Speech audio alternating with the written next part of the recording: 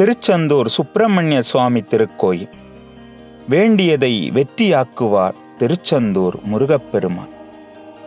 திருச்செந்தூருக்கு வந்தால் வாழ்வில் வெற்றி வரும், தீராத நோய்கள் தீரும், நீங்காத துன்பம் நீங்கும், சந்தானம் வரும், சந்ததி தழைக்கும்.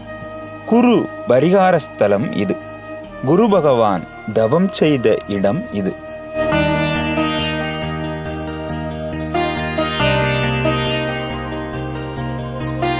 முருகப்பெருமானின் 6 படை வீடுகளில் 2ஆம் படை வீடாக இத்திருக்கோயில் திகழ்கின்றது. 6 படை வீடுகளில் கடற்கரையில் அமைந்துள்ள ஒரே படை வீடு இதுதான். மற்ற 5 திருக்கோயில்களும் மலைகள் மீது அமைந்துள்ளது.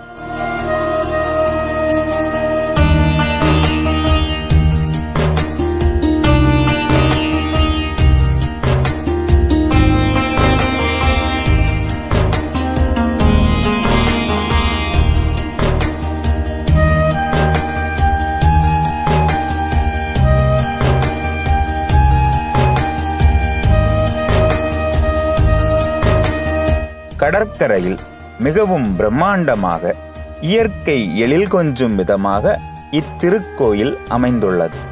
மிகவும் பழமையான திருக்கோயில் இது. சிலப்பதிகாரம், தொல்காப்பியம், புறநானூறு, அகநானூறு, திருமுருகாற்றுப்படை போன்ற பழமையான இலக்கியங்களில் இத்திருக்கோயில் குறிப்பிடப்பட்டுள்ளது.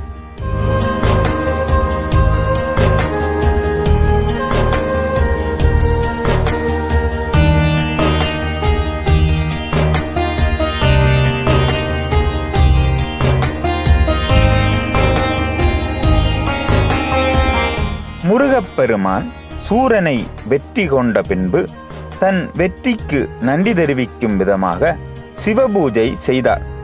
அந்த கோலத்திலேயே முருகன் வலது கையில் தாமரை மலருடன் பக்தர்களுக்கு காட்சி தருகிறார்.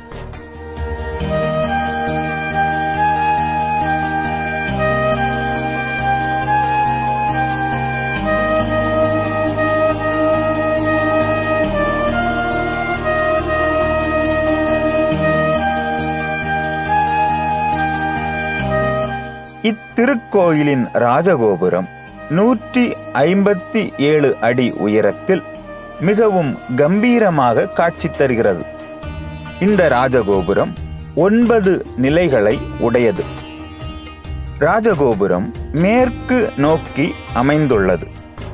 கோவில் மூலஸ்தானத்தை விட ராஜகோபுரம் உயரமாக இருப்பதால் ராஜகோபுர வாசல் திறக்கப்படுவதில்லை.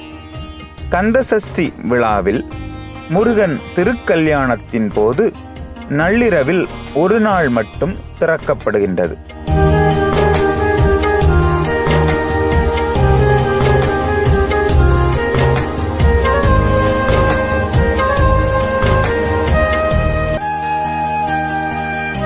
கடலில் நீராடிவிட்டு நாளி கிணற்றில் குளித்து முருகப்பெருமானை வணங்கினால் சிறப்பு.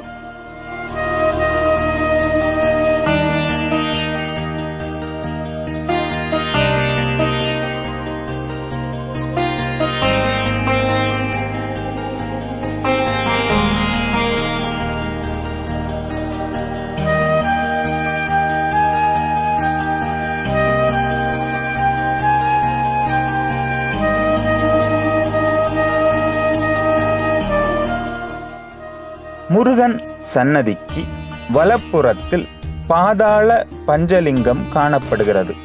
இது முருகன் மூலஸ்தானத்தின் இடதுபுறமாக சென்று வலதுபுறமாக குறுகிய பாதை வழியாக சென்று பஞ்சலிங்கங்களை தரிசிக்கலாம்.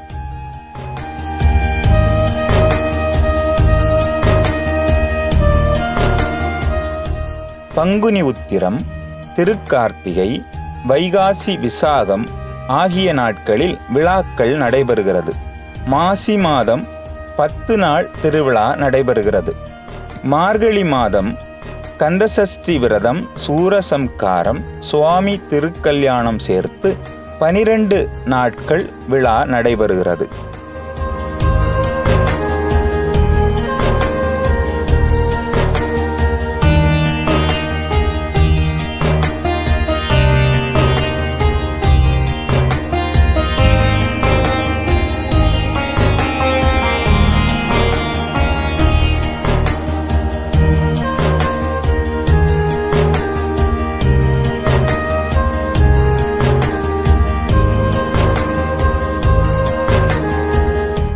பெரிய பிரகாரங்கள், எண்ணற்ற கலை வேலைப்பாடுகள் நிறைந்த திருக்கோயில் இது. இத்திருக்கோயிலில் 2 கொடிமரங்கள் காணப்படுகின்றன.